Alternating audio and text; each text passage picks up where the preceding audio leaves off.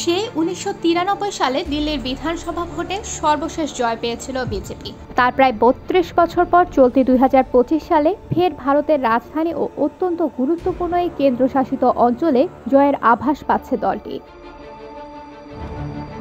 Booth ফেরত জরিপের পরিসংখ্যান সেই ইঙ্গিতই দিচ্ছে। গত ৫ ফেব্রুয়ারি দিল্লি বিধানসভার ভোট গ্রহণ হয়েছে। আজ শনিবার তার চূড়ান্ত ফলাফল ঘোষণা করার কথা নির্বাচন কমিশনের। তাই ভোটের গণনাও শেষের পথে। দিল্লির বিধানসভায় মোট আসন সংখ্যা ৭০টি।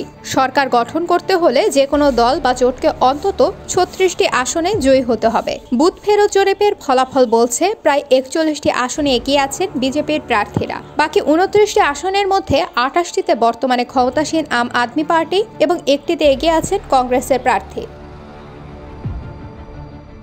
বিজেপির দিল্লি শাখার প্রেসিডেন্ট বীরেন্দ্র সাচদেব শনিবার সকালে এক ব্রিফিংয়ে সাংবাদিকদের জানিয়েছেন, বিধানসভার ৫০টি আসনে তার দল জয় পাবে বলে আশা করছেন তিনি।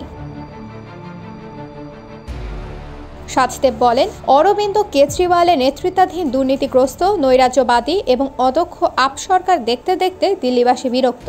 তারা পরিবর্তন চান এবং ভোটের মাধ্যমে দিল্লির ভোটাররা সেই বার্তা দিচ্ছেন।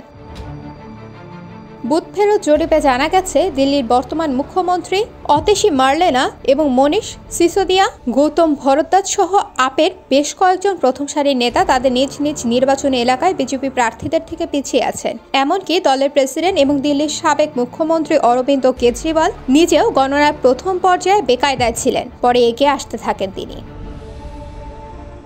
পরে ২০১৫ সালের নির্বাচনে রেকর্ড ৬৭টি আসনে জয়ী হয় আম আদমি পার্টি। এর আগের কোনো নির্বাচনে কোনো রাজনৈতিক দল এককভাবে এত সংখ্যক আসন পায়নি। তারপর ২০২০ সালের নির্বাচনে ৬২টি আসনে জয় পেয়ে ফের সরকার গঠন করে আপ।